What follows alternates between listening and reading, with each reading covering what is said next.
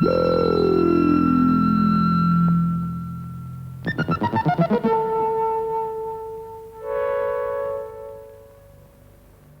Mark Dunton, Principal Contemporary Specialist at the National Archives. I'm the curator of this exhibition, Protect and Survive, Britain's Cold War Revealed. Through this exhibition, people can discover plans for secret government bunkers and preparations for nuclear attack, as well as daily life in the home for the citizen during the Cold War period.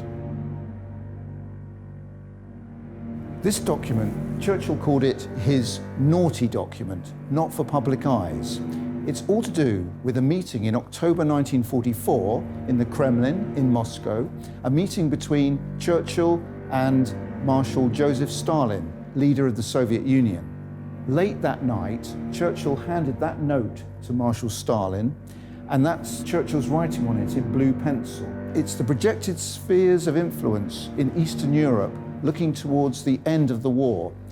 Now, I can tell you, in the file from which that comes, an official writes, we realise these figures could look rather callous if they got into the public domain. And certainly, on the face of it, it seems remarkable that the fates of millions of people are being decided with the stroke of a pencil. At the time, the Soviet Union was about to liberate and then occupy Romania, Hungary, and Bulgaria. And you can see this as Churchill just trying to salvage something from the situation. It's all about realpolitik. In this section, Britain and the Bomb, we reference what happened at Hiroshima and Nagasaki in August 1945, the dropping of the atomic bomb. That event, which caused so much devastation and loss of life, caused a huge shockwave around the world among public and among politicians. And one of those politicians was Labour leader and Prime Minister Clement Attlee. And this is part of a memo that Attlee wrote just after Hiroshima and Nagasaki. It gives his initial reaction to this incredible event. He says, we need to end all wars right now, and the time is short. I believe that only a bold course can save civilization.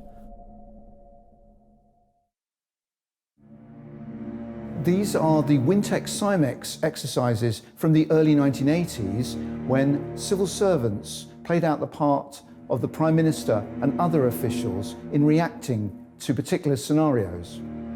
The document you see here is open at the imagined speech that the Queen would have given if this country had been on the threshold of nuclear war. The press dubbed it the Marmageddon speech. If you look at the phrasing used, it's very authentic. It really sounds like it could be the Queen speaking, but it's purely imagined by civil servants.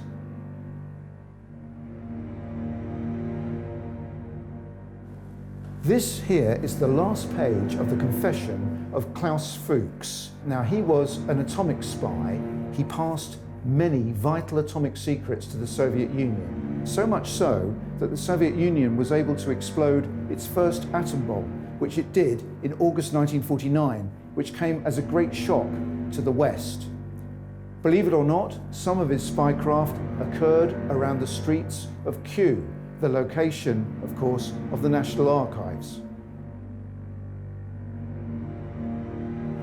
The Protect and Survive leaflet was issued by the government in 1980 and made available for sale.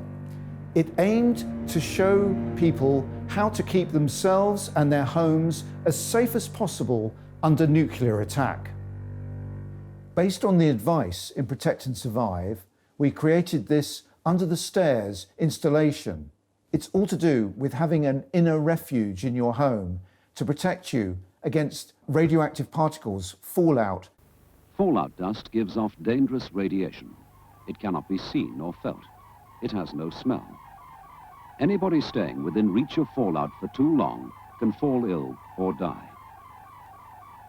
So you must keep away from fallout until it is safe.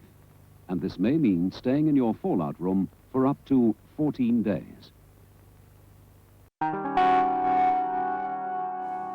The Cold War is within living memory for many people, and so we encouraged visitors to place their memories and reflections on this Cold War Witness Board here, and we're delighted that so many people have joined in with this. One of the quotes is from my dad's memoirs, where he talks about the Cuban Missile Crisis and how it really did feel like World War III might break out.